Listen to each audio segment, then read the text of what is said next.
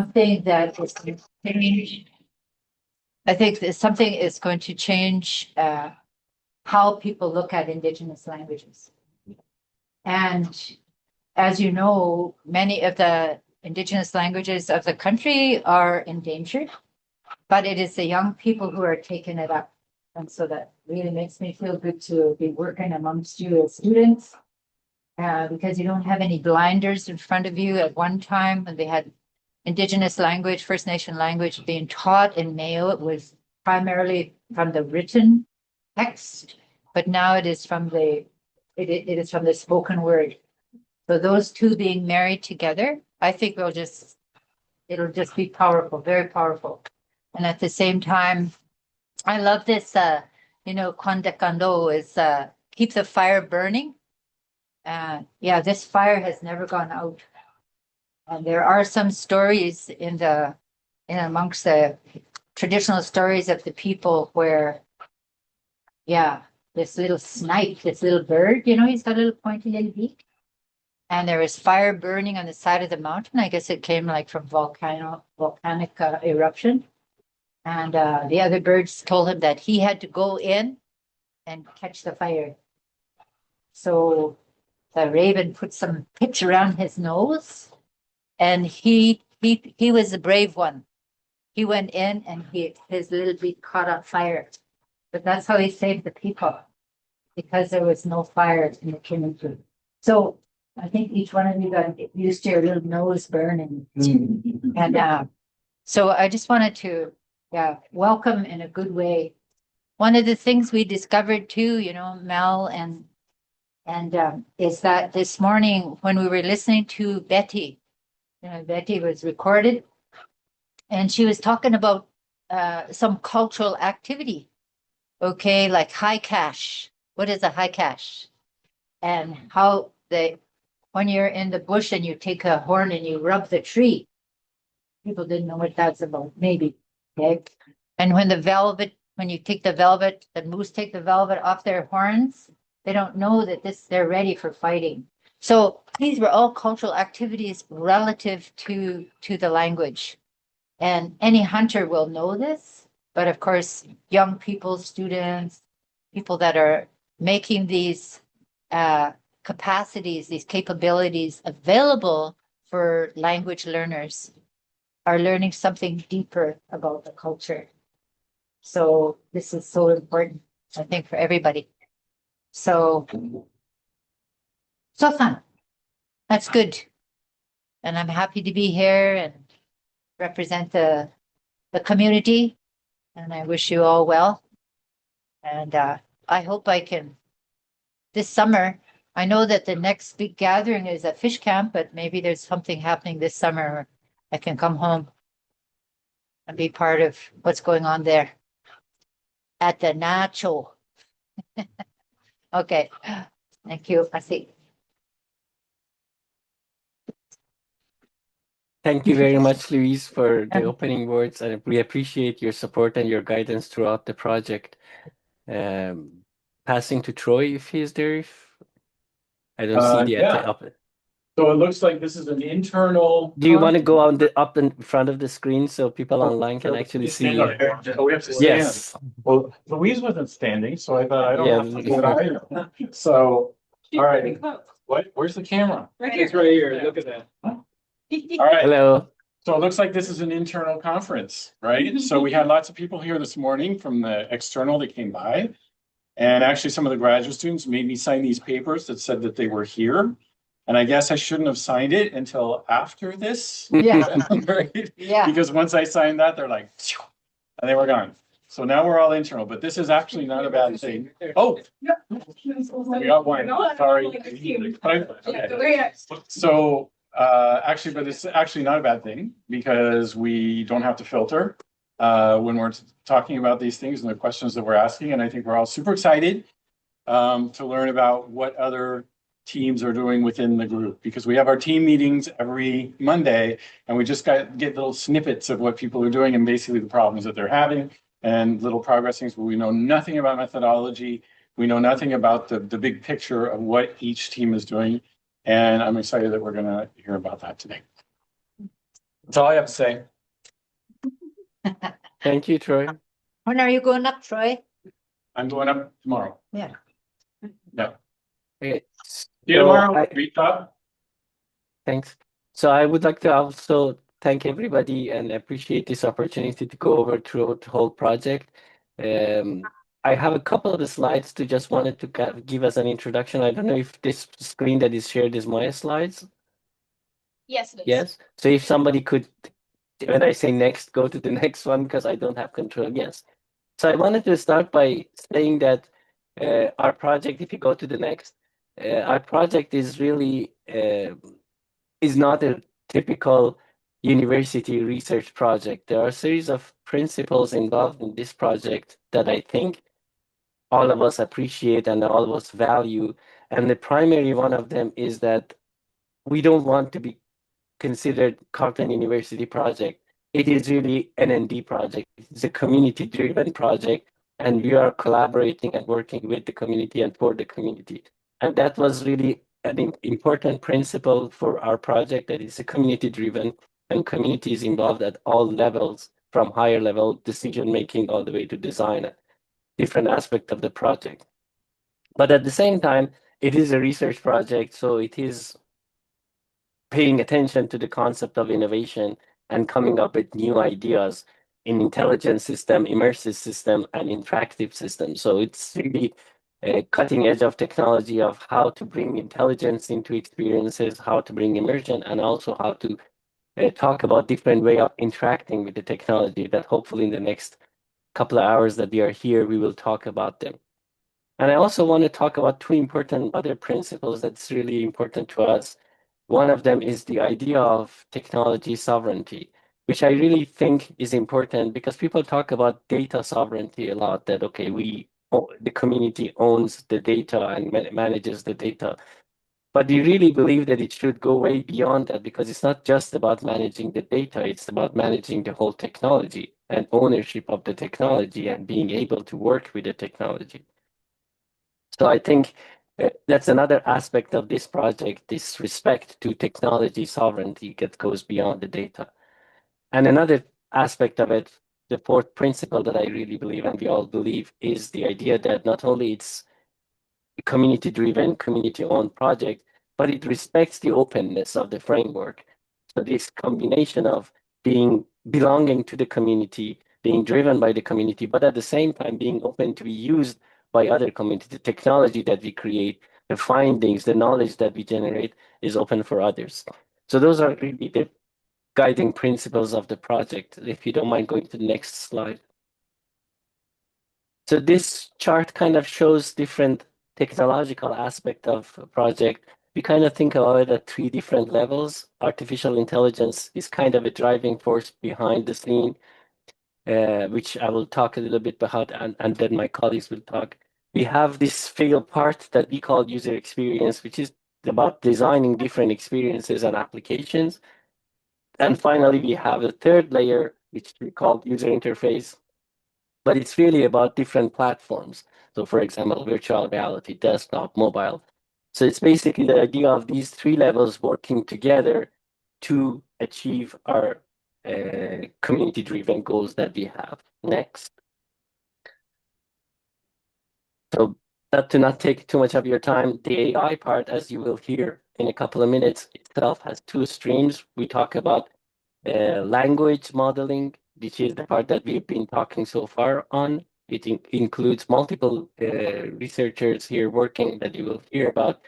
There's another second stream of our AI modeling work, which works on the community knowledge modeling, which we are just starting in the second year of the project. And hopefully soon we will have some result for that too. Next. The second layer of our project is the learning experiences, which we are very proud of the work that's being done. We are truly believe in the idea of land-based learning, that the learning is not a Duolingo style. No offense to Duolingo, it's a really good tool, but that is not the style of learning that we are going after. We're talking about the learning that is embedded into community style, community knowledge, the lifestyle and activities. And again, you will hear about the learning experiences as we move forward today. And next.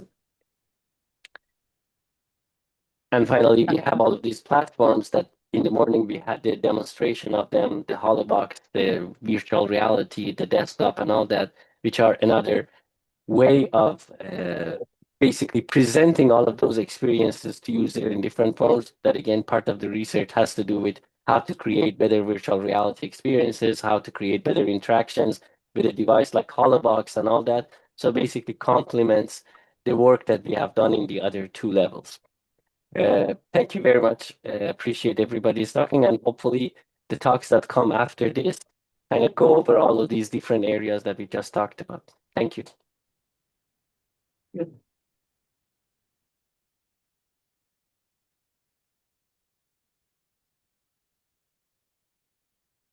Thank you, Ali.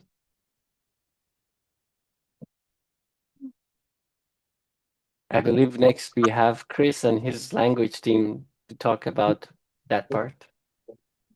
This is you guys. That's parts. Here. What about? Is he coming later to you? Or, So the other slideshow that what's that? it's just there. Okay. Yeah. I can always join the Zoom screen share. When we get that one, but that's okay. Actually, if you want to, Okay, I mean, Scott is supposed, like, I can present, but Scott is supposed to be here. yeah. Yeah, jump in person. Yeah. Is that okay? Like, yeah. Sorry. Yeah. I'll tell That's Scott okay. if I it's- see going up. We'll give some things. Maybe that's.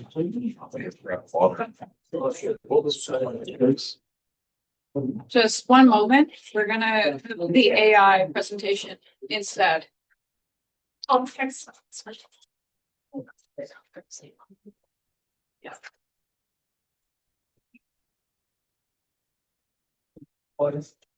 Thanks. Where's where you're pausing it? Control yourself. There is a don't touch it, don't touch. Where was the way? Do we have this early? Well. Should throw a big jacket over or something. Yeah.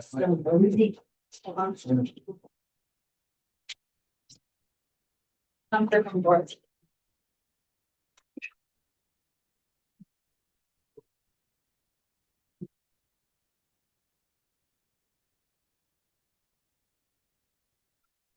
So let's see if that works.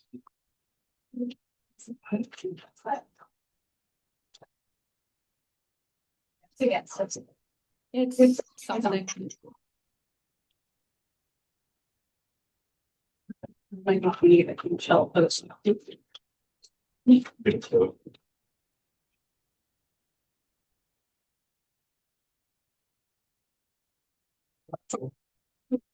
think that's probably. We'll get it. That's probably. Yeah. It takes a lot away. So hey everyone, thanks for joining me today and getting to meet a lot of you today for the first time. So that's really nice. So my name is Jordan Alexander, and today I'll be talking about the AI translator part of this overall project that we're working on. And for this work is being done by me and Saad. Saad can't be here right now, but yeah. So in essence, what we're trying to do is build an AI translation kind of tool in order to support Northern Shoshone translations, and ultimately revitalize the language and revitalize the culture of the people.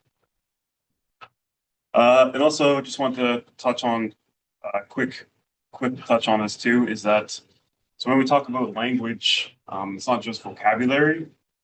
And so language really contains all the stories and the history and the knowledge and really the worldview of the people.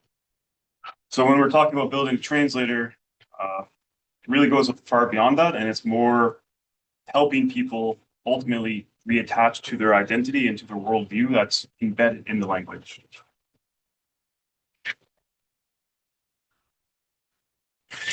So now I'll just jump into what some of the kind of constraints are for the project, more like the technical ones. So the first big constraint is that we have really extreme data scarcity. So there's very little data for Northern Shoshone out there, and there's even less that's translated. And we also have a decline in the amount of living fluent speakers of Northern Shoshone that we have.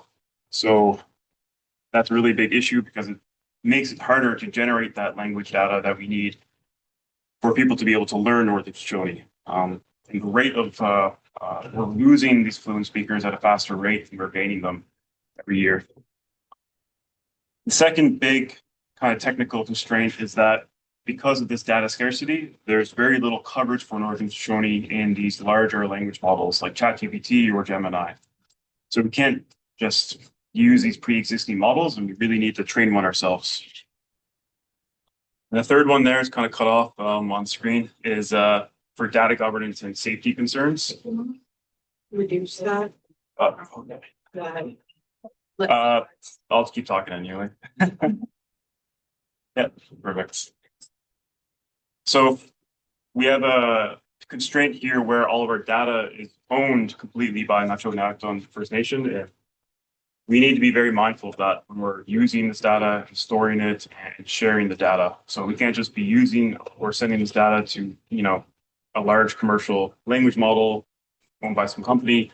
We need to be very deliberate with what we do with it. And that means like training everything locally and keeping everything offline and contained. So I'll just go into what our first kind of approach was for this AI translator. And so this was an early approach where basically what we're trying to do was use a kind of multimodal language model, kind of like on a bigger end, and see if we could ask it to translate a sentence, and then in that same prompt, provide in context language resources. So a dictionary, a grammar book, and a list of examples. And then we could use another language model to kind of refine the output until it reached some kind of acceptance criteria. But we ran into a number of issues with this, and really two main bottlenecks we faced was that we didn't really have well-developed language resources like a dictionary or grammar book, or even like a very really long list of examples. And that was kind of just, we didn't really have the foresight for what kind of resources were available yet when we took this approach. And the second was because of the data scarcity and the data governance constraints, we couldn't really use these super large commercial models. So we were limited to using these open source models that just generally performed a lot worse. So those two bottlenecks really restricted what kind of results we could get with this approach for Northern Shoshone. So we pivoted to a different direction, which is kind of a more standard direction. Basically, we look towards using pre-trained text-to-text translation models, specifically the T5 family of models, and look to take one of those pre-trained models, which is trained to translate other languages, and try to fine-tune it to translating Northern Shoshone. And these are the two models we are currently looking at. They're both very, very similar. The main difference is byte 5 is a byte level tokenization. So it basically reads and translates one single character at a time, so almost like one letter at a time. Whereas MT5 kind of chunks things into multiple characters or subwords at a time. Those are two basic, really big differences. And currently, our current baseline is using the byte 5 model. And there's two real reasons for that is that currently we're seeing pretty good results with byte 5. So we have like promising results coming from it. We're looking to get that a little bit better. And also another really big reason we're going with the byte 5 at this moment is because that byte level tokenizer is very robust to any language that we use. So we kind of like step back for a moment and look at like the wider implications of this project. If we have a method that can be trained on basically any text from any language, which byte 5 can be, then that means if we have this approach working for Northern Shoshone, we could ultimately apply to other languages as well. So any indigenous language could be used with this approach if we can get it working. So having that is really aligned with our wider vision as well. Now let's jump into what our results are and then get into some more like the technical kind of aspects of this project as well. So here's our current baseline results with the byte 5 model.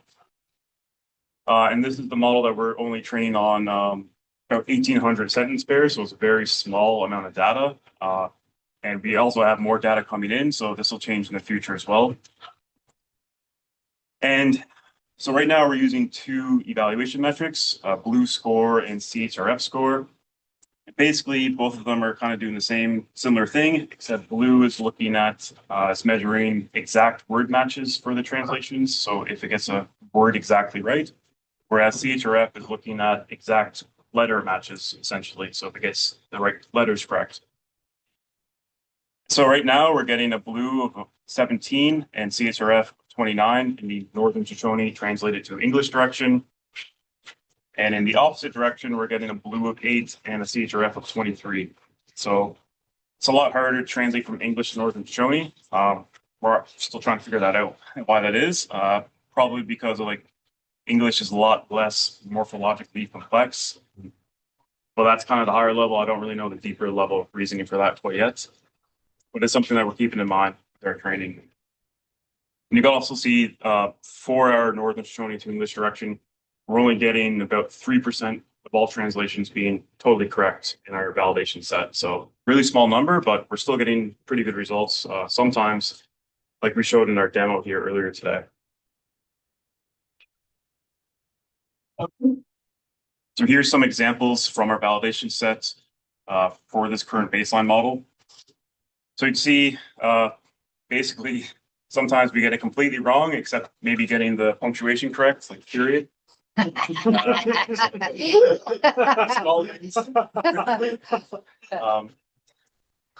sometimes we'll get it almost totally correct, like almost all green, but the word will just be very slightly off, like your instead of our. And sometimes we'll get it completely correct, but very, very little times. And this is something, or these sentences here are pretty typical of the kind of distribution of the sentences that we have in our data set too.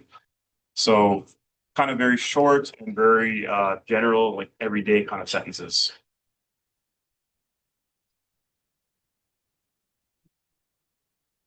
So kind of piggybacking on that, I'll jump into a bit more of like the technical kind of like workflow for data preparation.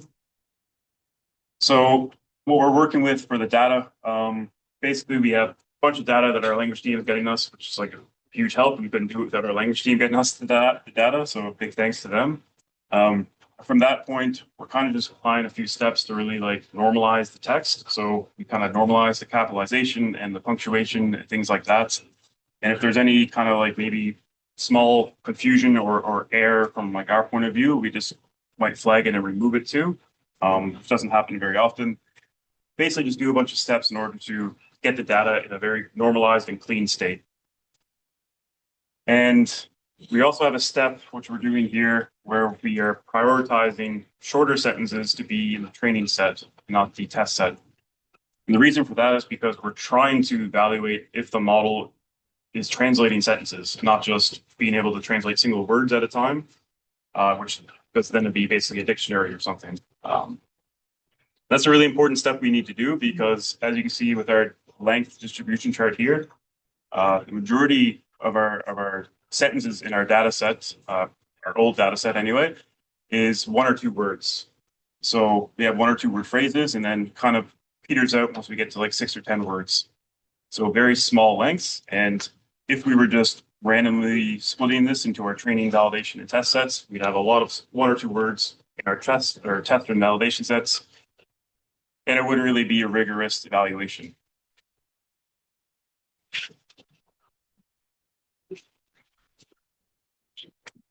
This is kind of like the meat and bones of the architecture and the fine-tuning loop. Won't try to get like too into everything, but essentially what we're doing, I'll just kind of walk through like what's happening in our training.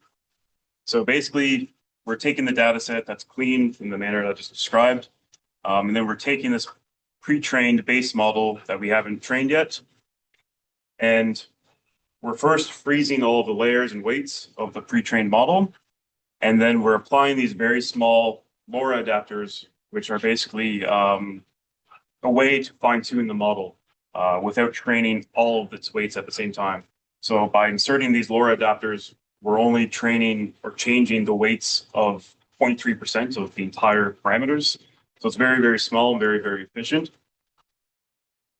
And then we go through the training process, like doing the usual training with forward pass and then calculating the loss through cross entropy with teacher forcing. And then we go through back propagation and update the lower weights to what these are. And we're essentially just keep doing that for a number of cycles. And then during that time, we're looking at what the blue score is for the validation set. We're tracking that the entire time. And we're basically trying to see at what point the blue will keep increasing and at what point it kind of levels off and plateaus for a bit and reaches convergence. And then at that point, we end the experiments and basically just take whatever model performed the best, had the best blue score in that entire training loop, and use that as our final model. That's the model that we run our analysis on, like all of our evaluation for the blue score, CHRF, and the quantitative kind of analysis. Esther Winter entered the waiting room. She's already in. Yeah, okay. Is there a way that we can make that window even smaller? A couple more slides. Yeah, let me, and I should go check that out.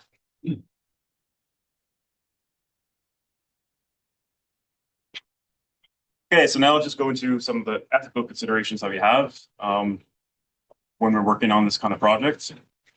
So one major one is with the data governance and community focus.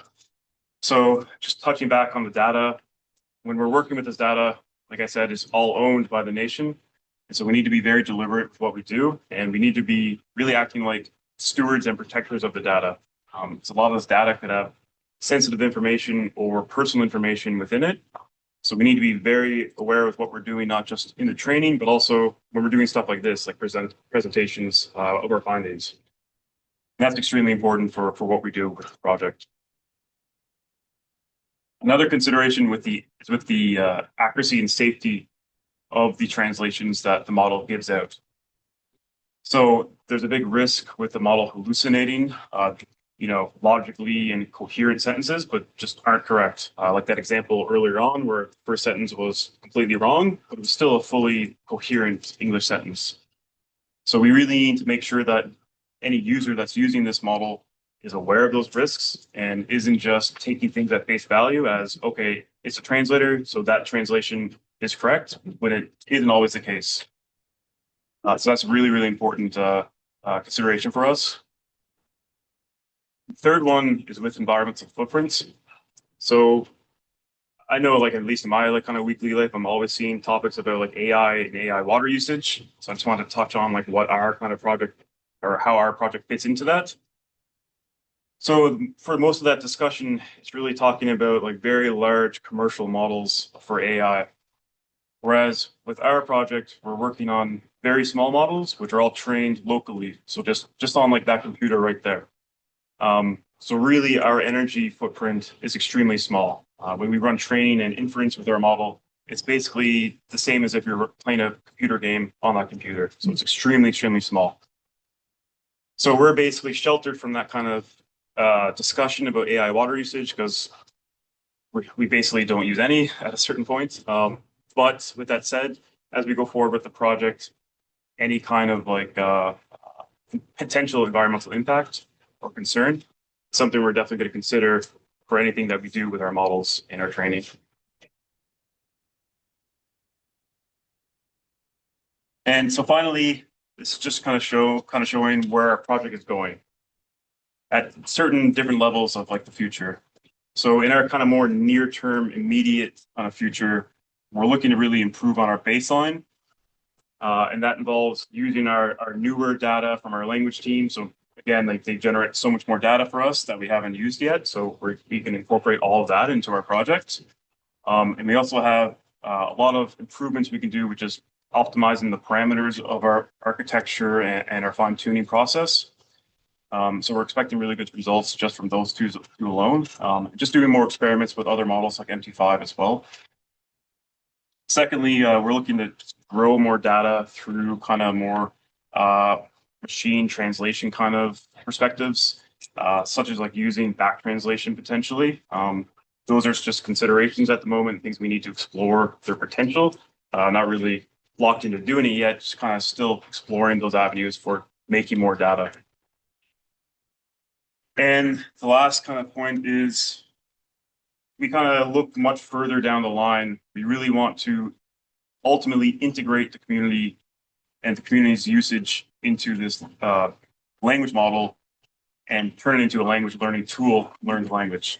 So what I mean by that is once we get to a point where the model is kind of working much more consistently accurate, we have language learners and language experts interacting with the tool and using the tool.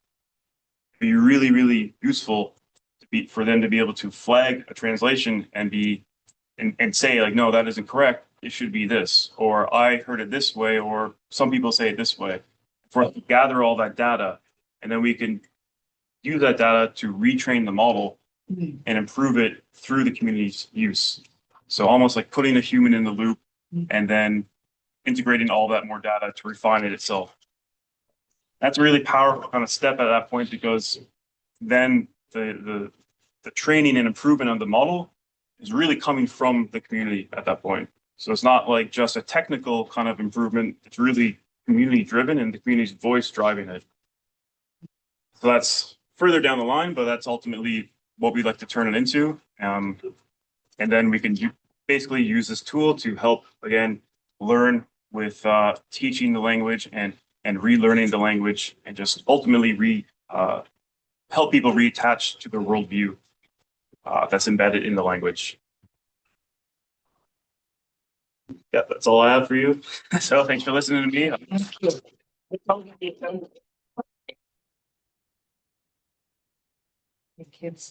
Thank you, Jordan and Saad. Great work.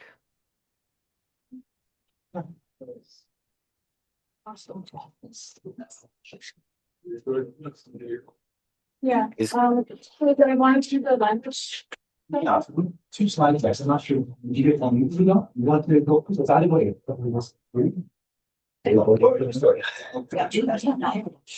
No, I don't understand how to fit myself, to be honest, sometimes. So. I mean, I like just screen share here on my end. Like that. Like we're posting all these positions using Google. Oh, sorry, it's community business workshop 26 of 226 language team intro. Projects. Did you delete your old one? Yeah. Okay, so I just Try opening. Oh, so looking at slides. Yeah. Yeah, that's it. Wait, that's fine. Oh, okay. If it's okay. Yeah. I can screen share here. One second. It's just 2 seconds.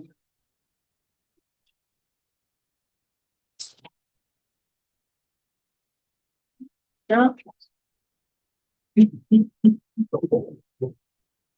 One thing enough. I don't think there's any audio in this. I think we're okay. Sorry, that's a little fuzzy. Is everyone able to see that? Yeah. Yeah. I might actually try to do this one other way. So I can see. Don't have my. I'll turn that off. So I can actually turn that.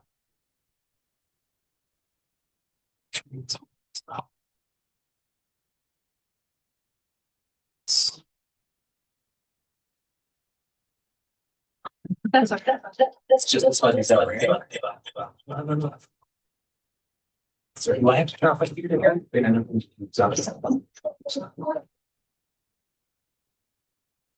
Okay.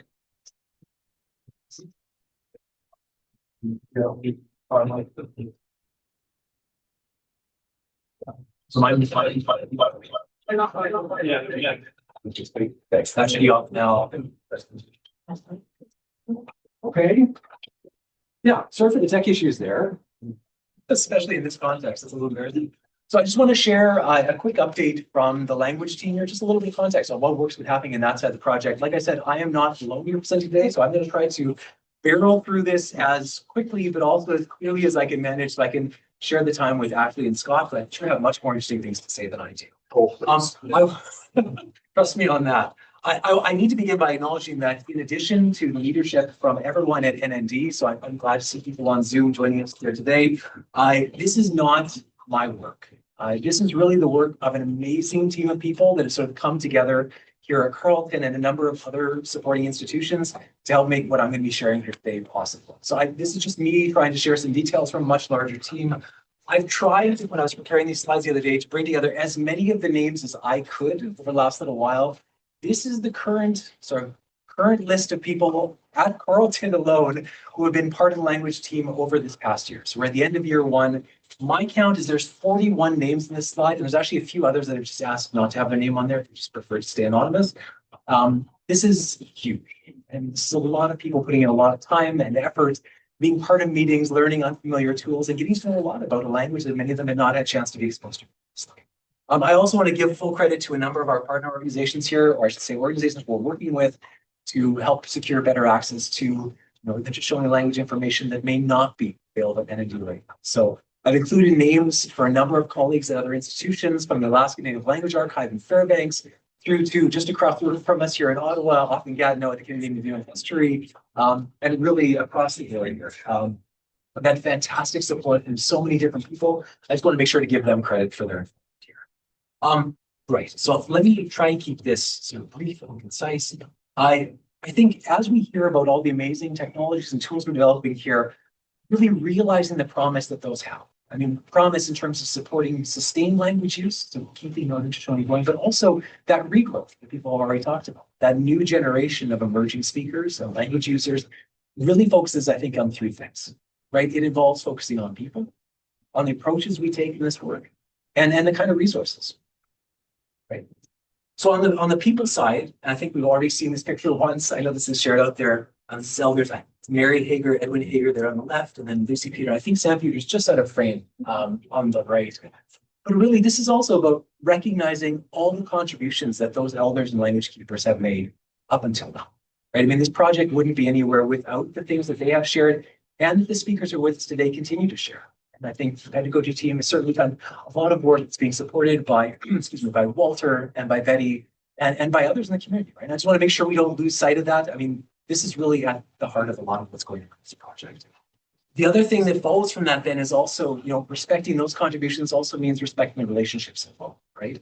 And taking time to build relationships between these different teams of collaborators. I mean, the elders at NND, but also the learners that are active here and other partner individuals and organizations, including students here at Carleton. That then leads us towards resources.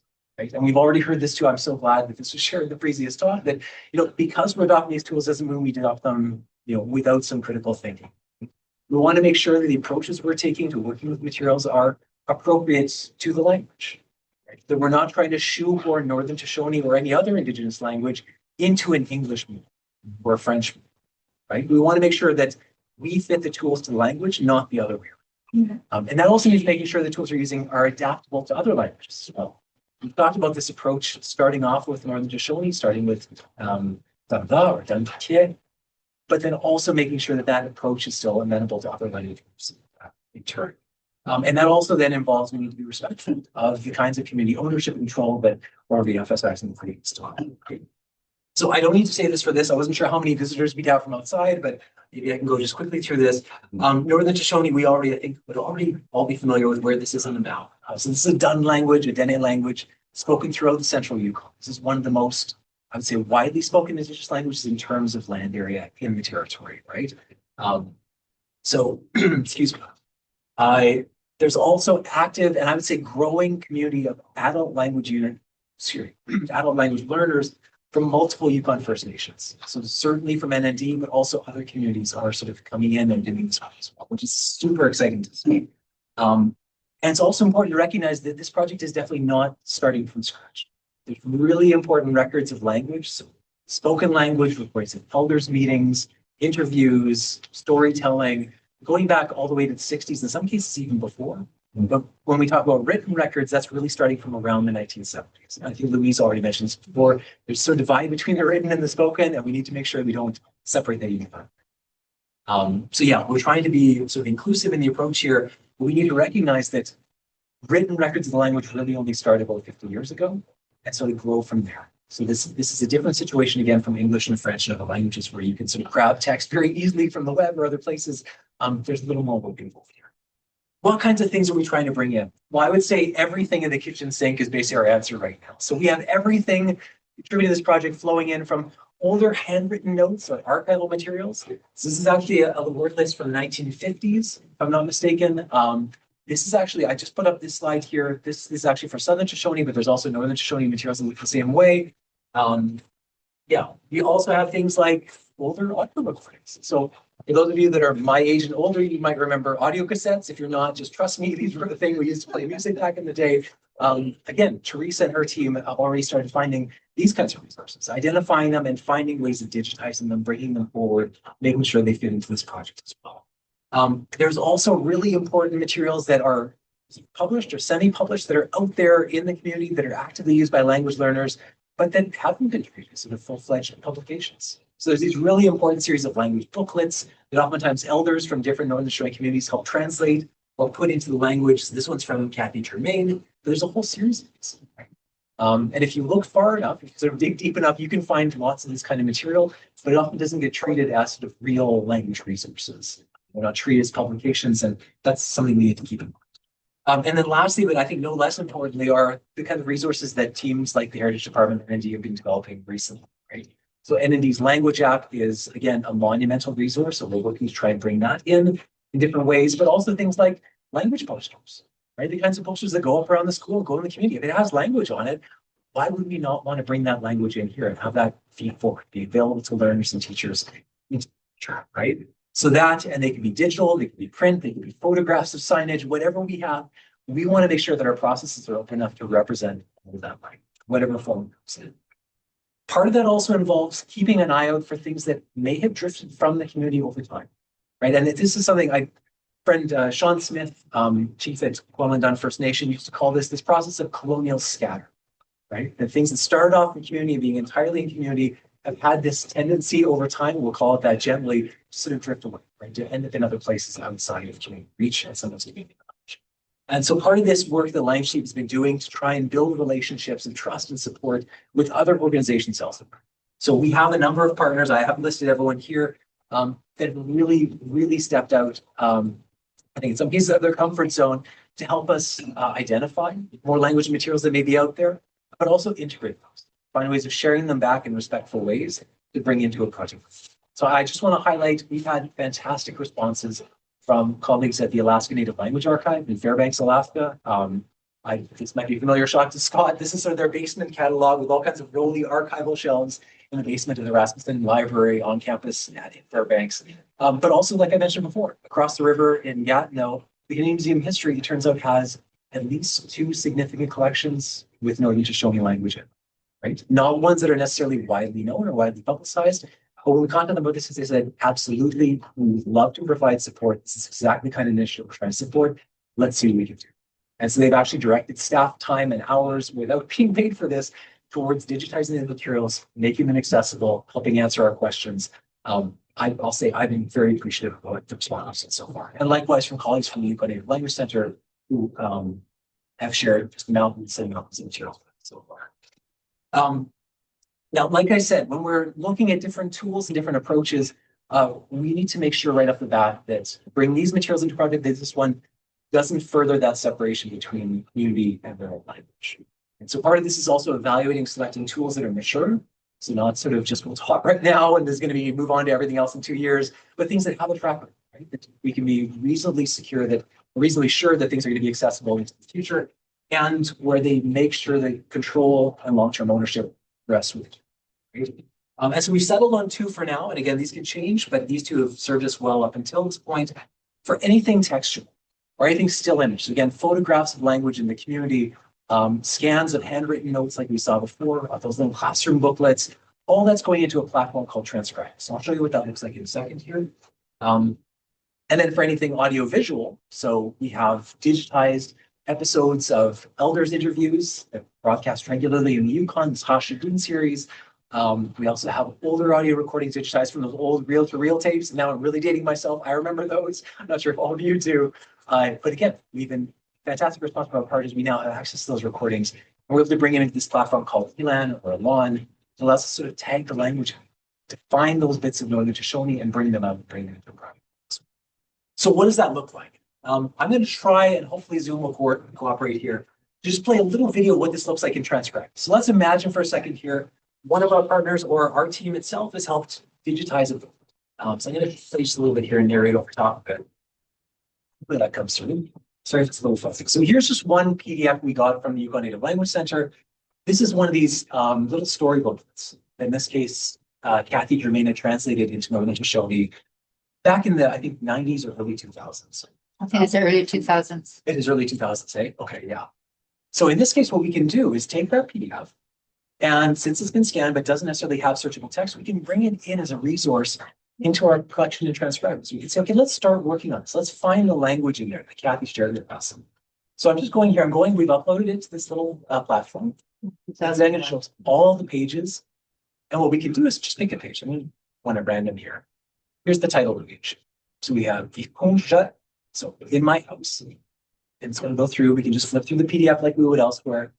What this allows us to do, though, is actually make sure the text on the page is correct. When I say correct, sorry, it's something strange.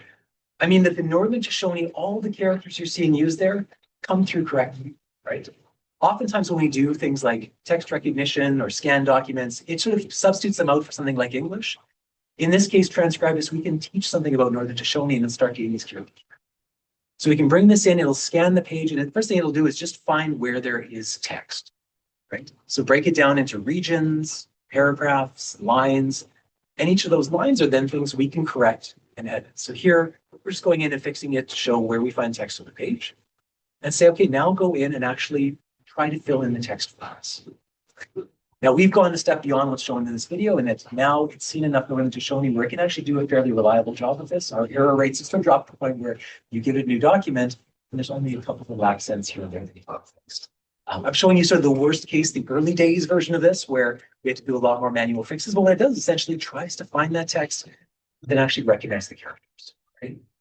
But it's doing that in a way that makes it editable to us as human beings. So now you can see it's found the text on the page there.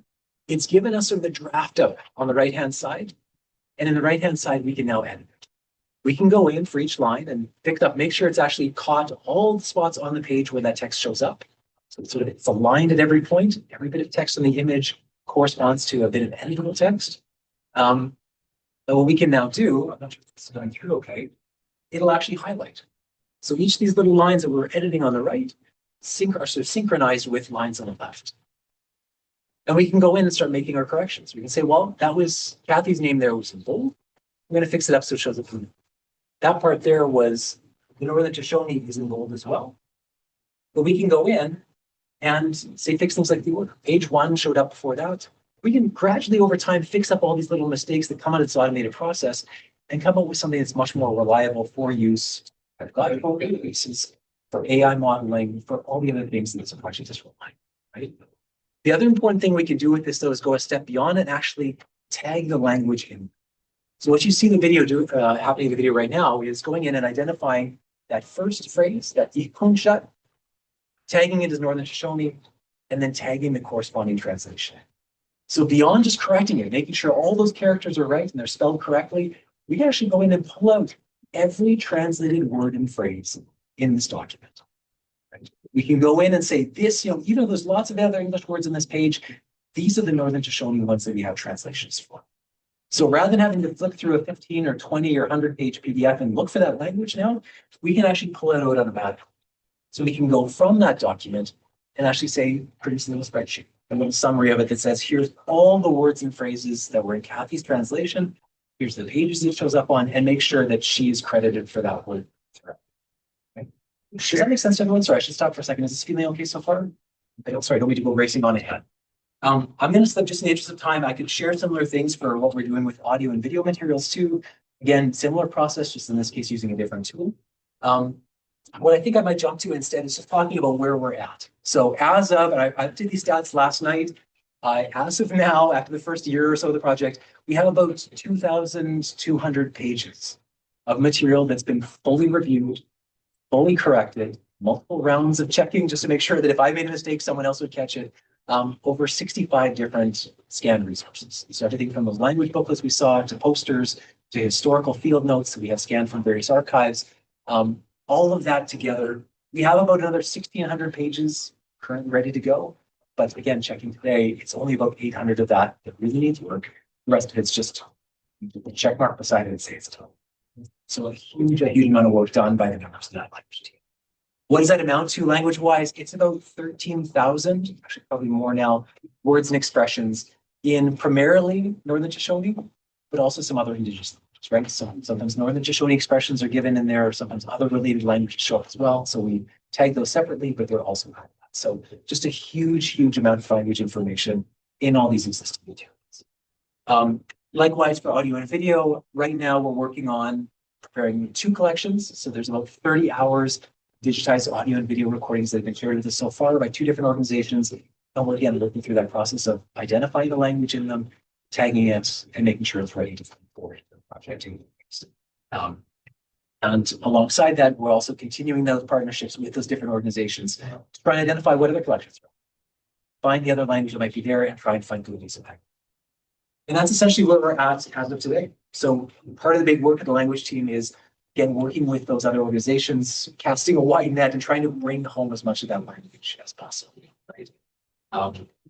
It also involves delving a little bit deeper in the language that's been shared with us. So, when we find these resources, can we learn more about them? Not just stay at the surface level, but look at those patterns, look at the grammar, look at the way words are built up, and hopefully provide that information to others in the language or others on the language team.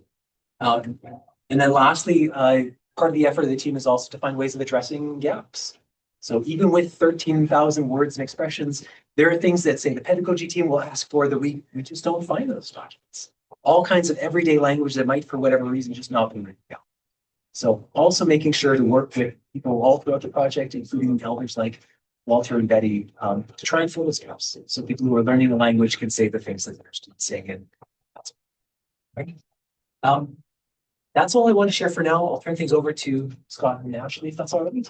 But yeah, thank you all for listening. Let's see.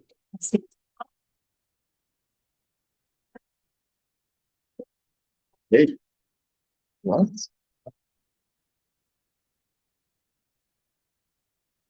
Okay, is there another, okay, we're all hooked up here, so I don't need to get my computer out, that's fine. Well, let's see, so I think as we practice, I'm starting and then you're gonna, okay, great. Well, let's see, hi, everybody. My name's Scott Bushy, and yeah, this is Ashley Promislow. I got it right. All right. So we're going to talk to you today about the grammar sketch, and this is kind of a project that we did for during a kind of a seminar class that we did last semester, and it's also getting incorporated into our project here. And yeah, let's get started. So first of all, of course, the first group of people to acknowledge are the speakers and community, right, who gave us this language, for sharing it with us and providing the data. Also, we've got our whole language team, and you saw the big slide that Chris had. We got 24 plus undergrad and MA research assistants. We also have Lou Corin, who's not here right now, but he's writing this with us. That's right. And we've got the data from Yukon Native Language Center. And of course, yep. Oh, right. So why are we doing this? So grammar sketch is a short grammatical description, usually in the order of 50 pages, something like that. And it's not quite a full grammar book. I'm trying not to knock this over or do anything with it, but maybe I'll step over it. How about that? Okay. Anyway, a grammar sketch. So it's like an art sketch, right? It's an outline. It's not a detailed drawing, but it's a sketch. So how does a grammar sketch help the project? Well, there are lots of ways to answer this question. So the first one is pedagogy. Okay, it's much more difficult, and if you're not a speaker, it's impossible to make pedagogical materials, language learning materials, without a description of how the language works, of course, right? So the way the process goes is first there's description, then, or sorry, documentation, description, then you can develop pedagogical materials. You can't describe without documentation. You can't make pedagogical materials without description. Okay, and here's an example of that. We have one of the language learning resources that are up on Transcribus that we just heard about, and this was made in a literacy session with the help of native speakers. So of course you can't, there was no descriptive grammar at the time, but there were native speakers around to make this, right? So, and if you don't have native speakers, I mean, there are only maybe a dozen with us right now. So it's not always easy to come by somebody who speaks the language fluently. So that's what the grammar description is for. A descriptive grammar can help also teach AI about the language, and it's of course a valuable resource for linguists. Of course, every language, like I always say, deserves a grammar and a dictionary, right? And Northern Tachoni doesn't have either of those yet. Okay, so I'm just going to kind of talk a little bit about our process. So first of all, Chris, we're using the documents that Chris showed you in the last presentation. So some are provided by the Yukon Native Language Center, as well as the other places that Chris talked about. So these are just kind of some of the other examples that we have, and you can see they're annotated in Transcribus. Some of them are like handwritten documents with like verbal paradigms. Some of them are sentences from language learning materials. Yeah, so just to kind of give a background of what we're aiming to do, and again, it's very much in progress. We're in the process of doing it. So a grammar sketch is, just as Scott said, a short document about the grammar of a language. So usually it has some kind of background information about how many speakers are there, who speaks it, or is there dialectal variation, that kind of thing. It often has something called a phonemic inventory. So like, which sounds exist in the language? Are they different from English? How do you pronounce them? Something about phonology. So in other words, how do sounds pattern together? Is it the case that you can never have a P at the beginning of a syllable, or is it things like that? Things about morphology, so how are words formed, and Scott's going to talk about that later. But basically, Northern Tachoni is what's called a polysynthetic language. So like, meaning you can have one word with many, many, many parts in it. So that's particularly interesting in this context. Things about syntax, so how are sentences formed? So this is kind of our aim. We're certainly, it's very much in progress. We've only done like a few sections here and there. We're going to show some of our progress. Okay, so what are some of the problems, or I suppose thinking more optimistically, challenges in writing a grammar, right? So first of all, there's no previous grammatical description of Northern Tachoni. Okay, so everything needs to be taken from language documentation, or we can take various Pan Dék'án principles. Dene is the family of languages to which Northern Tachoni belongs. For example, we can infer, just haven't gotten to this yet, but we can infer that every Dene language has a word final verb stem. So we can predict reasonably that Northern Tachoni must have that as well, right? Well, anyway, so observed in documented language or inferred from Pan Dék'án principles. And so observed in documented language, we could go through documents like this, right? This is language documentation, and we can work through these words and sentences and figure out how stuff goes together, okay? However, sources like this can be difficult to interpret. First of all, orthographically, I think this has been touched on already. There's no common orthography, so the same word can be written differently by various sources. I think that this is John Ritter, and he's got pretty funky orthography, and it's I find it quite challenging to interpret, and especially challenging to transcribe. So he's got a lot of stuff that just doesn't show up in the IPA typing program, for example, or in the Pan Dék'án keyboard by Tim Mottler. So at any rate, there's also dialectal variation. So if we've got a given word or phrase, right, who's to say whether this is one particular dialect of Northern Tachoni or whether it's used across the language? Sometimes that's not clear to tell. Okay. Okay, so here's the fun part. So we're going to talk about Northern Tachoni verb morphology. Can we move, Ali, this little screen here so we can see the fish? Good. Okay, so Northern Tachoni and other Dene languages have a polysynthetic prefixing verb complex. Now, what in the world does that mean? So first of all, Dene is the language family to which Northern Tachoni belongs. You've heard of the Romance language family, the Germanic language family. Well, this is the Dene language family. Okay. Now, the Dene languages are famous among linguists for this polysynthetic prefixing verb complex, polysynthesis. You can put all kinds of information, a whole sentence's worth of information into one verb word. Okay. The object, direction, nominal, noun incorporates, things like that. It all gets smushed together into one verb word. And that's different from the way German works. That's just compound nouns.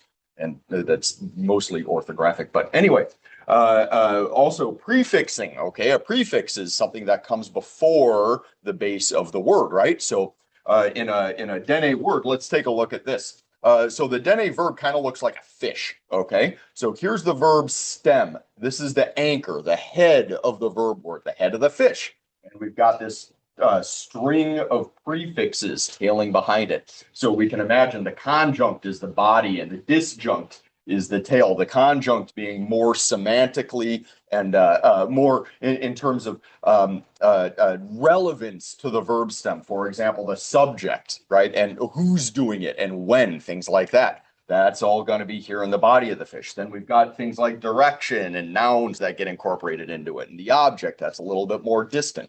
You can think of it as the outer orbit, the inner orbit, right? Things like that. Okay.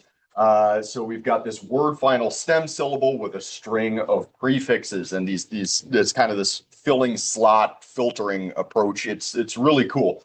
And it, again, deservedly famous among linguists. Verbs of positioning and movement, now I'm going to talk about this.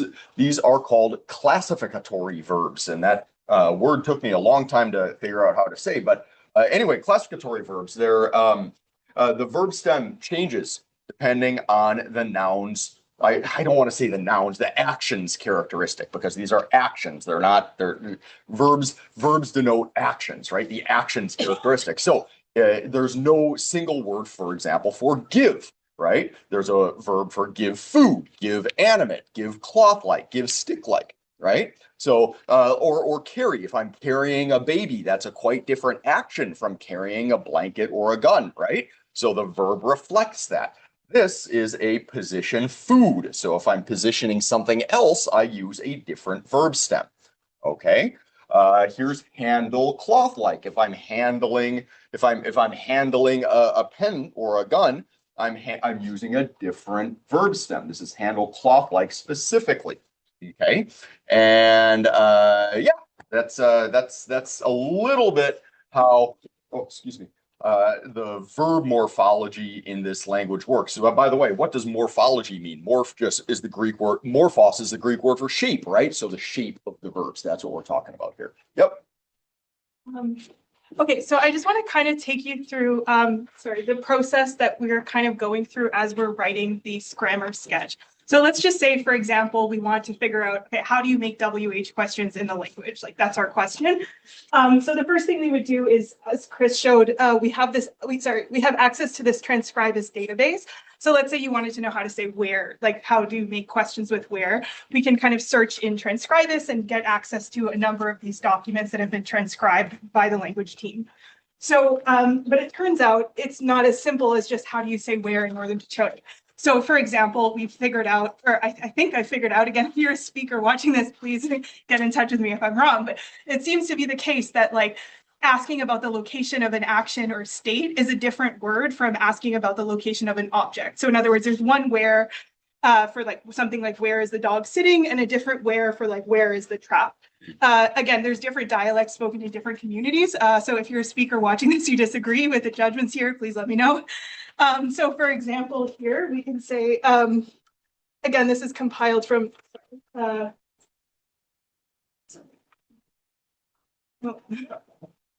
okay, so again, we can see here, this question is like, where is the dog sitting? And we have two different dialects here. In the first one, you say dog, where, and then some verb sit.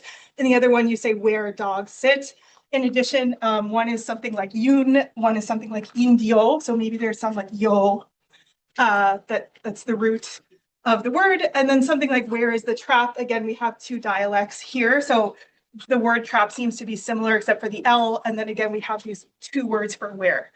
But again, if you're a speaker watching this or the recording, please let me know if I'm sort of getting this wrong. But yeah, I think, yes, So just to make sure I'm understanding yes. correctly, if you were to say like, where is the dog? That Yeah. would be different. Like, I- the word for where would be different than if Yeah. you said, where is the dog sitting? I think so. Is that right? Yeah. Okay.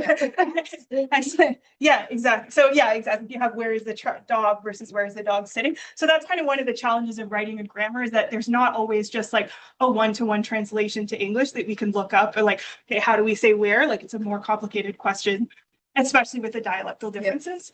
That hopefully we can eventually give to the AI to kind of teach it. But yeah. Okay, so I think that's the end of our presentation. So thank you very much. Thank you.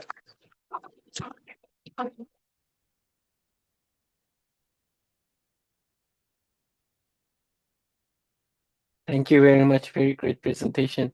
We are a little ahead of the schedule because we started early.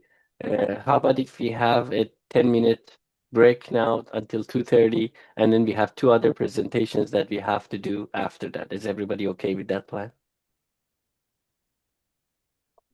Yeah, I think that sounds like a good idea. Okay, so at 2:30, we're going to start with the next two presentation. I'm gonna pause the recording now.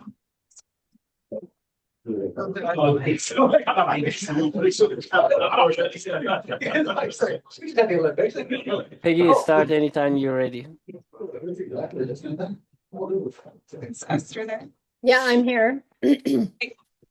We're ready when you are. Okay. All right. I'd like to welcome everyone to the Indigenous Pedagogy and Language Learning through Virtual Reality session. I'm speaking to you from the traditional territory of the First Nation of Kwän Dék'án, where I've lived for over 35 years, and my partner and children also are from here and are NND members. I come from a business and teaching background, and I'm very honored to be invited by Kwän Dék'án to be part of the Kwän Dék'án project. It's such a legacy project that really is essential for preserving and revitalization Northern Shoshone language and culture. It gives me chills even saying it. I think this project is just really, really doing so much for the future generations. I'm a consultant I'm a consultant who's focused on community content and curriculum development for the project. I'd like to, before I introduce the rest of the team, also send out a really big thank you for local community members who have been really essential in creating the virtual reality experiences. That is Betty Lucas, Walter Peter, Dorothy Charette, Cynthia Melanson, and Irene Johnny Masicho. I'd now like to introduce my team. Oh, here we are. There's the page.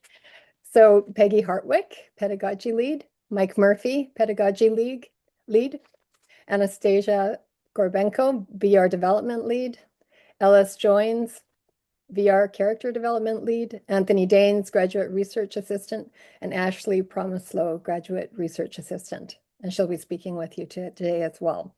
I'll pass this over to Peggy. Thanks, Esther.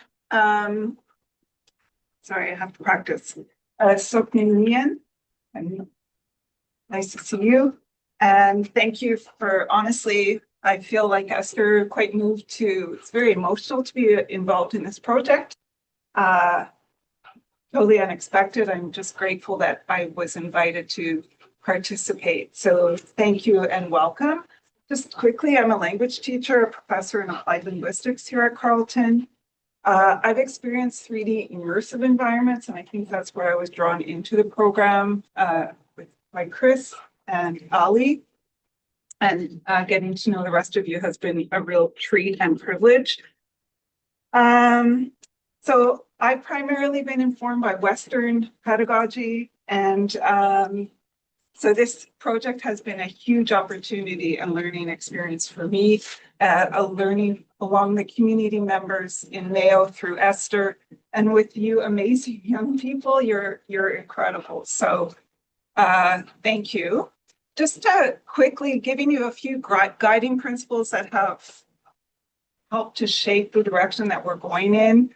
We meet every week, we talk often. So definitely grounded in First Nation and Natoyakdun values, respect, caring, sharing, and teaching. So these are really strong principles that are guiding us all the time. The idea that we collaborate and co-design with community members and stakeholders through Esther. We're really focused on moving from cultural and language preservation to revitalization. And the beauty about 3D immersive environments, which I'll speak to in a bit, is that they help to situate these culturally authentic spaces, which is a huge part. And you'll see in the demos that we'll model, like Grandma's House, and providing these interactive simulations through voice, sound, and movement. So this is really important when you think about languages and how languages are learnt. It's more than just a textbook, right? So these spaces create such richness and depth that our other partners who have spoken earlier are providing us with the language. They're meaningful, it's culturally significant. You'll see in the demo. So Grandma's House is Grandma's house as best as we can. Grandma's Kerchief is Grandma's Kerchief as best as we can. And this is really important in terms of representing the community. Again, generation through text, audio input of Northern Shoshone language. Chris spoke to this earlier. So it's more than just, what am I trying to say here? So it's more than just text-based input. It's everything that goes around the word, right? It's not the word in isolation. And it's informed by, this is my background in terms of pedagogy, situated, experiential, and social learning theories. Next slide, please. I'm going to pass it on to Esther. Thank you. Okay, thank you. I'm just going to start running through the actual experiences that we've been working on. The very first one is greetings at the spruce tree. And it was actually, the idea for it was Louise Prophet LeBlanc's. She wanted to have the gifts of the trees and how much they give gifts to the people. And so we started out with that thought, and we did our first experience at the spruce tree. So if you want to just pull up the demo there, and we'll just talk a little bit before we hit play. So if you take a look at this scene in the back, oops. Is it stopped? Yeah, okay. And make it big.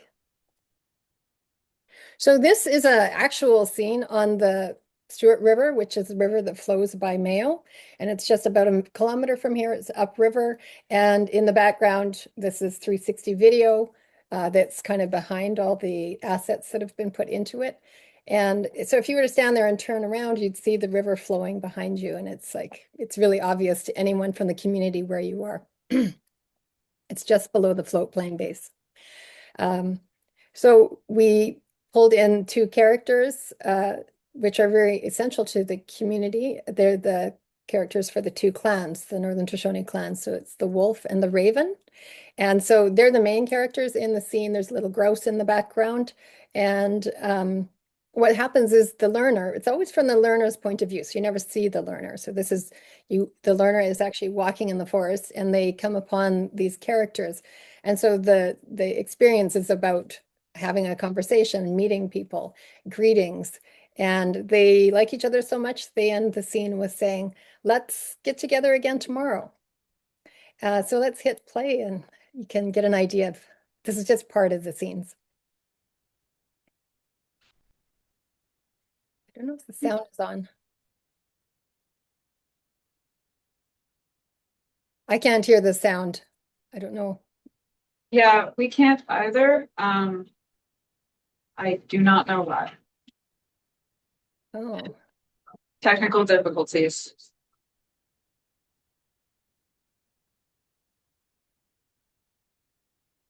Okay.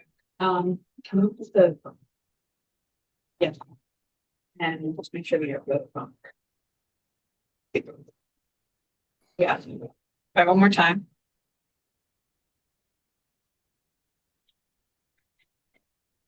Okay, it's quiet.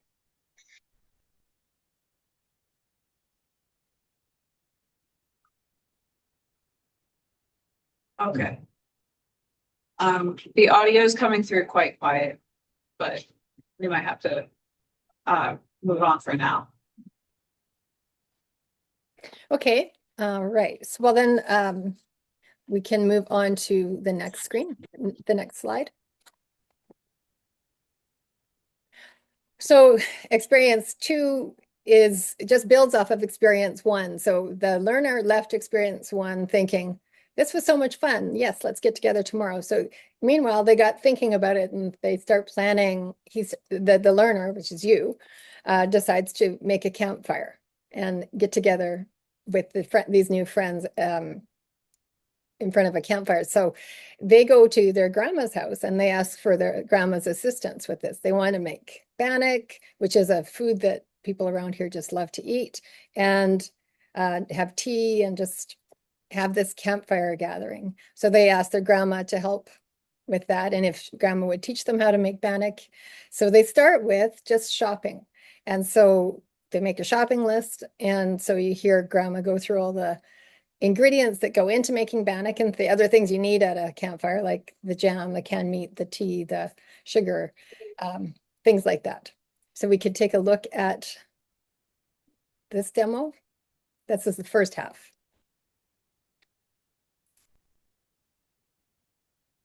So this is grandma's house.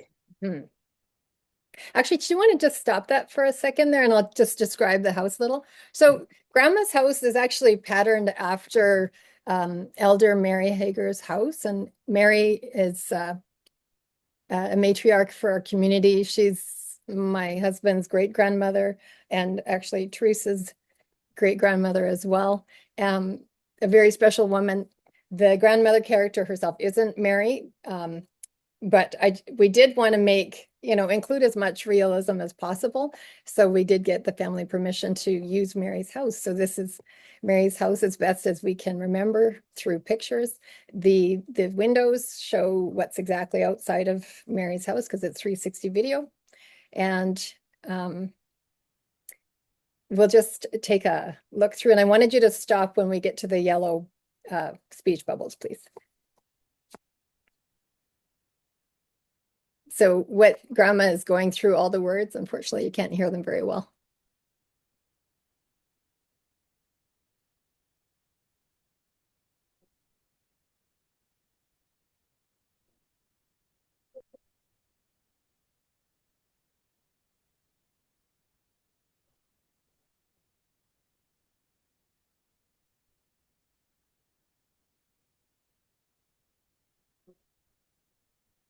Okay. So I just wanted this to be shown because this is where the learner gets to start practicing speaking themselves. So they'll just see the word, see what you see here, but you can't continue until you take the time to practice it. So you're going to practice by saying sotana. If you don't know how to say that, you can press the speaker icon and then you'll hear Irene's voice saying sotana. She's asking grandma, is this good?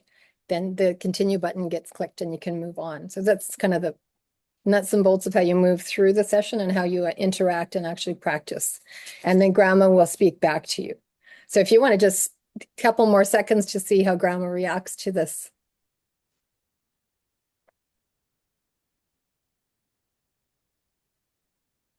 All right, so then I guess it's going to take a little while to go through before you get grandma's reaction, because she's saying, is this good? And then reads through everything, which is great review.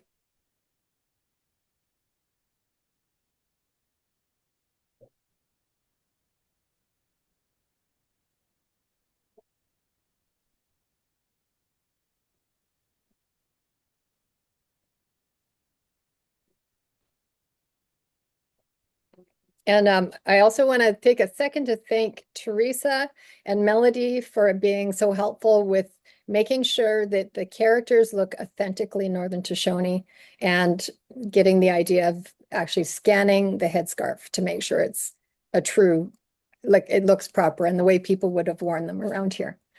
Okay, so we can move on.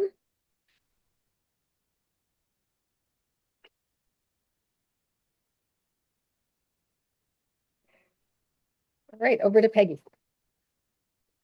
You want to just show the inside of the grocery store just Oh because? gosh, it's- you're right. I forgot I was. Yeah. Yes, of course. Okay, so yeah, if you just go right into it. So the second half of this experience is where the learner then just takes that shopping list and goes to the grocery store.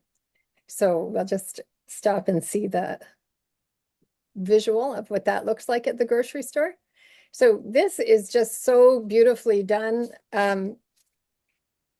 I cannot say enough as to how much work went into this. I personally took over 600 photos, and we had Stacy really worked hard on this, getting it all together and organized. And Rachel, she was really involved. There's a number of people that were involved with trying to make the store look realistic. So this really is what it's like in our community store. So what you see here, we pressed play. I wasn't quite ready for the play to happen. Can you just stop it for a sec, Peggy, and just go back to the beginning? Thanks. Thank you. All right, so I just wanted to show it, when the learner comes into the store, they immediately run into someone, and this person is their great aunt. And so they get talking to the great aunt and having a little conversation and describe what this is all about, that they're gonna go have a campfire and they're shopping for all the ingredients for bannock. And then they say, oh, you should come too. And then grandma agrees to come, and grandma is gonna share some stories at the campfire. So that just is really representative of how things like this happen all the time in the community. People are always welcoming other people into any gathering that's happening. And most gatherings are intergenerational. There's all ages at them. It's a really beautiful part of the community. So after that discussion happens, the learner then goes through the process of kind of going on a bit of a hunt through the store, and it's more game-like, this particular part. So they go through and they click on the item. So now just hit play, and you'll see how the items are being clicked on that are on the grocery list.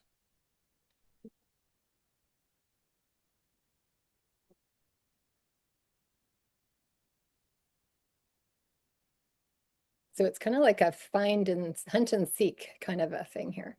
So you have to search around. They're getting the tea, legette.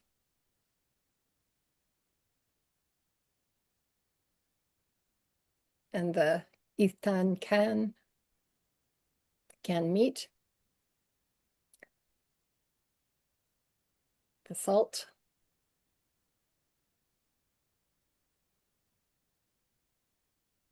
The butter. So that's good. That's pretty good. So just what ends up happening at the end, once the basket is full, they go over to the cashier. They have a conversation with the cashier, so going over greetings again, and then they pull everything out of the basket. So they're going over all of the words. As they pull it out, they say the name of the item, and then they pay for it. And it's not shown here, but the cutest little debit card with a Kwän Dék'án dough logo is on it. It looks so cute. It's like a little debit card. So you'll get to see that eventually. So everything is very tied together in this. So that's experience too. And just so you see how there's a lot of repetition, there's a lot of different types of input in terms of text, even the movement of grabbing, putting things in a basket and then taking them out. The repetition, which is also a big part of language learning. And the textual input, somebody like myself, actually, like I have to read the word in order to say it until I get really comfortable with it. So next slide, please. Esther, I'm going to get you just to describe the visual here, the graphic, and because I think it's really also symbolic of what we're doing. Yeah, so this slide is about the philosophy that we're coming towards this project with. And so this graphic, I guess we could hone in on the glasses section of it. I put a symbol of a moose hide being tanned in the left side of the glasses. And that is a moose hide that was being tanned here in the community. We had a moose hide tanning project that went on for a whole summer, and it was an amazing part of things that happened. But in any case, the idea is it's so important that people no traditional knowledge. So that's on the left side. And then on the right side of the glasses is someone holding this particular document called Together Today for Our Children Tomorrow, which was a document put together by the Yukon Indian people. That's what they even say on the bottom. It's put together that way. So the Indigenous community put it together, and they took it to Ottawa in 1973 and met with Pierre Trudeau, and that was the first modern day treaty negotiations that happened. So this is just showing how you go from having just only the old ways to now having to learn the newer way of communicating, mastering English, being able to go and do these kind of negotiations and stand up for yourself. The third logo is the woman wearing the VR headset, and that's also just showing how we, with this project for not the First Nation of Kwän, is like way ahead of the game. They're becoming experts in technology. So being able to do all of these different things, and the emblem of the wolf and the raven are there, and they're watching, they're seeing, they're observing. And it's all set on top of a drum that was made here out of caribou skin, and that's a ceremonial artifact, I guess. It's a big part of culture around here. So that's what that was, and I titled it "Cite All the Ways That We See." Thank you. Yeah, so in terms of our philosophy and in terms of sharing and collaborating, Esther brought my attention to this document from 1973, and Together Today for Our Children Tomorrow. So even the title alone speaks volumes. And it really helped because I am really struggling with the fact that I'm coming from a Western training, and I feel a bit like a fraud. And so this is really helping me, as Esther said, coming up with some philosophical stance that makes sense and understanding the Indigenous way. So really family, these are the themes that keep coming up. Family is paramount. Education is through observation, surrounding, and modeling. And this is true of experiential learning, situated learning. Changes to the education system need to come from within the community, right? Which is what you spoke to that yourself, Jordan, how important community was. It's about life. It's about the land. The whole Yukon is our school. Like, wow. Learning is land-based and rich, and there are land-based learning that we'll delve into. The focus is on preservation and factual representation of culture, which is where the 3D environments are really unique and provide an opportunity for us to do that. This notion of trust, reciprocity, respect, maintaining relationship. All of you are doing that from what I can see. This two-eyed scene, which Esther has captured in this graphic, is about the meeting of Western and Indigenous knowledge and sharing as opposed to imposing. And so the sharing of knowledge, meeting of Western and Indigenous knowledge for shared better tomorrow. Next is on Ashley. So Ashley's helping with the pedagogy side. Yeah, so hi, I'm Ashley. I'm a grad student in linguistics. Part of my dissertation research is about heritage language education. So people who are not fluent in the language of their ancestors or their heritage language, and how that relates to kind of Indigenous language education as well. So yeah, in the context of the Natchon First Nation, the goal is often, and in heritage language in general, the goal is often to create dual opportunities, like to connect with both language and culture at the same time. It's not necessarily the goal to create perfectly fluent speakers, but to provide opportunities for people to develop some level of proficiency and also to connect with their heritage. So I think like just to provide some of the methodology behind the pedagogy behind this, we're sort of drawing on task-based language teaching, which is a method developed for English. But I think we're using it in an authentic and culturally relevant way here. So what task-based language teaching is kind of the authentic use of language to complete meaningful tasks with culturally relevant activities. So as Esther was talking about, you know, being in the grocery store, making bannock, all of those culturally relevant activities, and that the task has kind of a clearly defined non-linguistic outcome. So we're not like, people are not sitting there learning how to conjugate verbs. They're, you know, doing these culturally relevant activities.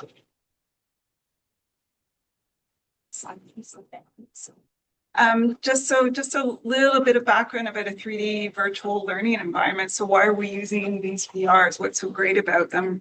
Really, they provide us creation of context that otherwise wouldn't be possible. And so the longevity of having Grandma's house visible to future generations is pretty cool. We're right now a single user environment, but hopefully down the road will be a multi-user, so the interaction will be enhanced.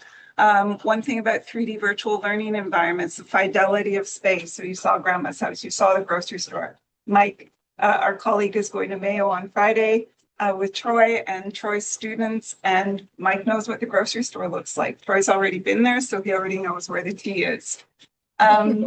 So it's this illusion of interaction with real objects in simulated spaces. And so this, again, going back to this idea that we're interacting, we're engaging with the space, we're moving, we're seeing the text of the language, we're hearing the language, and we're manipulating objects that have signs of the language. The interaction is real time. Synchronous voice, text, and movement. Again, I keep repeating myself, but it really is meaningful when you're learning a language, when you're learning anything. And this notion of customizability, and so the work that Stacy and Ellis have been able to do in terms of, and their team, extended team, so these graphic representations and capturing these real world scenarios is huge. And in terms of language learning, even from a Western learning perspective, my background, so interaction is key, social contexts are key, having this variety of input. Again, I keep saying that, learning in a situation, going into a grocery store and shopping, that's really what we're doing. And then experiencing, so what Ashley was saying, task-based learning, right? You're actually experiencing, there's problem solving. There's all kinds of things that you're collaborating on and a shared outcome. Next slide, please.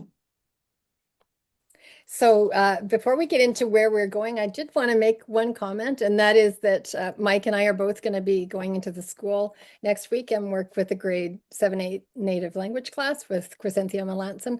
We're going to test experience 1 and 2. And I know one of the students is really excited about getting to see the grocery store because their aunt is Crescentia, and that's the cashier voice. And so she's just like so excited to get to see it. So there's really a lot of enthusiasm about this. So getting to be like, the way she puts it, when do I get to see Auntie in the video game? So it's kind of exciting. All right, so I just want to talk about where we're going. So experience 3, it's about making bannock and packing for the campfire. So that's when the grandchild goes back to Grandma's house. They mix together all the ingredients to make bannock. So there's a lot of directives from Grandma explaining how to do that. We ended up not actually fully cooking the bannock at the house because during some of the recording sessions in the past, Irene and Betty, they got into this whole conversation about, oh, campfire bannock, so good, tastes like smoke. And so we decided, well, we can't cook it in the house then, we got to cook it at the campfire. So we just changed it on the spot, and it's now only just mixing it there. Once that part of it's done, then Grandma just goes and sits down and just directs the young person to go get this, go pack that. And so there's a lot of directives like, it's over there. So, and the young person might be asking, where's the frying pan? Because they need the special camping frying pan. So it's kind of a scavenger hunt around the house, finding all of these different things. And as you find it, you practice saying it. And yeah, and then it ends with the grandchild thanks the grandma, and you're learning terms of endearment like, I love you, Grandma. And then the grandma responds. So it's so nice to learn those things in context, right? So that's experience 3. Experience 4 is campfire building and frying bannock. So the grandchild asks their uncle to teach them how to make a campfire. So now we get moved back to the spruce tree in that setting down by the river. And so the uncle will be telling all these words that are things that the young person needs, or not the young person, but whoever the grandchild is, the user has to go and find. So go find birch paper, go find twigs, branches, different things like that. And then just actions of building the fire, like blow on the flame to get it to take. Once the fire's lit, then grandma will start putting the frying pan on, putting the lard in to heat it up, putting the mixed bannock at that point, like the mixture, in and frying it up. And then that they're basically all prepared for the actual campfire. So so you're learning four specific nouns and directive words for fire building and mixing and frying the bannock. So next slide. So the last one that we're going to talk about is experience 5, which is titled Campfire and Traditional Stories. And this is where the auntie and the wolf, raven, and grouse show up, and uncle and grandma are already there, and the learner, of course, is there. And they just start enjoying having the tea and bannock. And, there's words talking about that, like, oh, this is delicious, the way you would say something like that. And then Auntie starts to tell a story, and the story that we chose is a story that Lucy Peter told to Walter, her son. And it was taught to her by her ancestors. And it's really a lesson. And so this particular story, the main character is a whiskey jack, which is a bird. And it's a bird that you always find around camps because it always likes to eat the food around. So its other name is camp robber. In the first part of the story, there's 2 separate parts to it. The first part, the whiskey jack says how hungry they are, and there's a Northern Shoshone man there, and he says, I would feed you, but I don't have any food myself. I'm starving. So then the whiskey jack says, well, I'm gonna scare up all the different critters in the forest and send them and get them to scare a moose over your way. So that's what ends up happening, and that man gets a moose. And then he shares it with the whiskey jack. So it's really a very grateful, thankful, respectful, and sharing type of a story. But the alternative side to it is where the whiskey jack comes upon a moose that's already been butchered, it's up, and there's a man there that he's shot this moose or got the moose, and the whiskey jack comes and lands and starts picking at the moose fat. And the man says, get away, that's not for you, that's mine. You think I shot this moose for you? And then the whiskey jack then says, well, that's the last moose you'll ever get. And he actually never gets one and doesn't even survive the winter because he has no food. So that's an example of what's called Dooley. It's traditional law in Northern Shoshone. And as far as language, it's very rich in you're getting to learn the different names of the animals, and words for, like, how important it is to actually share with each other and care for each other. So that is experience 5. And future experience themes that we've kind of mulled over are fishing, moose hunting, and berry picking experiences that would incorporate game-like features. And future directions, we'd like to make review style exercises that go after the virtual reality experiences, so people could sort of play games that would help them retain the words that they're learning in the VR experiences. Multi-user synchronous experiences, that was already mentioned earlier by Peggy. Integrating the AI chatbot as conversational partners. That's not really us doing that, but we just want to make sure that it's part of the language learning toolbox. So we've included it for that reason. And then there's also really important 2D pedagogical opportunities emerging. So that would be the hologram videos, songs, so songs that were traditional songs, and also new songs that we're writing in Northern Shoshone. And an example is a song was written. I wrote a song this fall, and the students at the school performed it in the Christmas concert, and it was about the weather. So I think that whole high school end, they all know all the words for weather because of it. And I find songs really help make things stick. And we have our traditional drum group, which Melody and Teresa are members of, and there's 2 Northern Shoshone songs in it, and that will be included. And also, and really another really important thing is just recorded conversations between Northern Shoshone elders. Watching these can help people see how a natural course of conversation goes. So that's where we're going. Over to Peggy. Just as a wrap up, so some of the things that we've learned is we need more videos of the elders actually using Northern Shoshone to tell each other stories, to communicate. The 2D version of kiosk content needs to be in the schools, right? Can't just be in the box that is at the community center because it's really hard to move. And there's so much content that everybody's been working on. It would be a shame that it's not available as a resource. The constraints of 3D design is just really, really time consuming. And Alice could probably speak to that the most, but it's really time consuming, but it's worth it. And collaboration is a must. Today, I think I mumbled something to Chris about, wow, this was a lot of work to prepare for today. And none of us have it in February, March, but Ali, Troy, kudos to both of you because it really drew the project together for me just to see what everybody's doing. So thanks. Thanks, Stacey, for operating the keyboard. One more task I couldn't handle. If anybody has questions, please reach out. Thank you very much, Esther, Peggy, and the rest of the team. Masicho. And I believe the last but definitely not least presentation is about the user experience on immersive and holographic displays. So we'll let Farah set that up.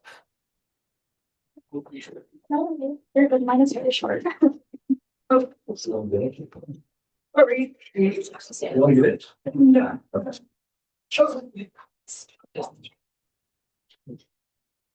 Hi everyone, my name is Sarah. I'm currently doing my master's in human-computer interaction, and I've been working on the user experience design for the HoloBox that you guys got a chance to see. So what I'll be talking about today is just an introduction of what the HoloBox actually is and what our goal is with it. Some of the main components that we've included so far in the HoloBox. Some of the design objectives I've personally put on myself in collaboration with some of the community members, and what my future directions are for the HoloBox. So just as an introduction, the HoloBox is this really, really cool machine where we get to kind of do a simulation of a hologram. And what we've been using it to do right now is to support language preservation, cultural storytelling, and community engagement. The goal with it was to have users learn and practice Indigenous languages, specifically Northern Shoshone, engage with community stories and teachings. So if you've gotten the chance to see, we had some of the elder stories on there and some of the craft demos as well. So interact with traditional knowledge and artifacts. So I don't know if you've got the chance to see as well some of the artifacts that we have 3D printed. Some of them are actually going to be 3D scanned, and then you can interact with them on the HoloBox as well.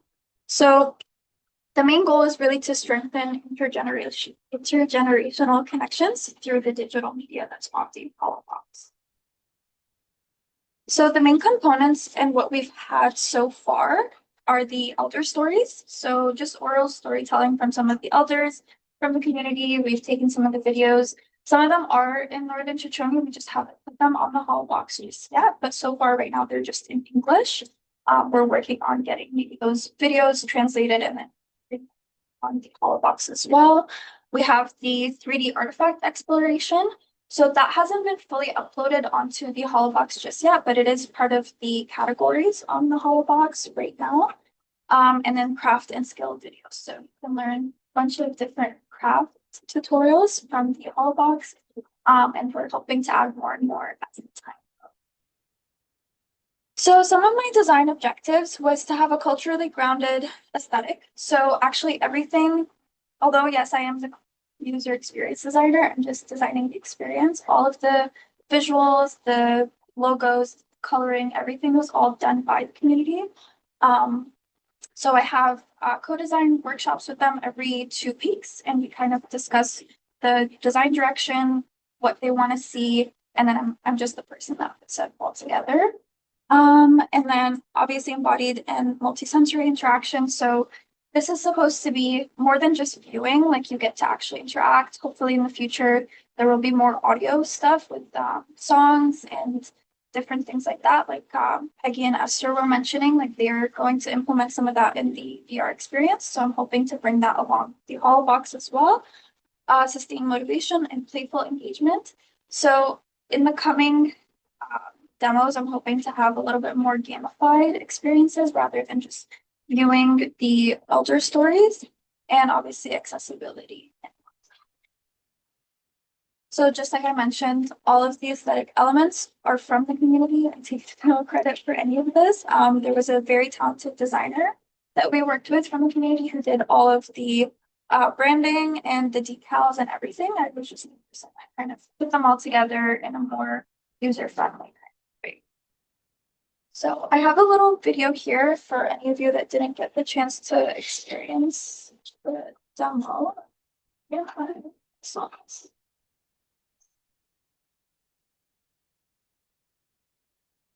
So you would explore the community, and then you would click to see that you can see the elder videos, and then you would essentially. So right now, as you can tell, the user experience is a little bit individual. So my future direction with this is I want to make it a more group experience based interaction using different modalities. So instead of it just being touchscreen, maybe having it where you can enter it from a different point, maybe your phone, maybe another device. But that's all part of my research right now as a master's student. And that's pretty much it.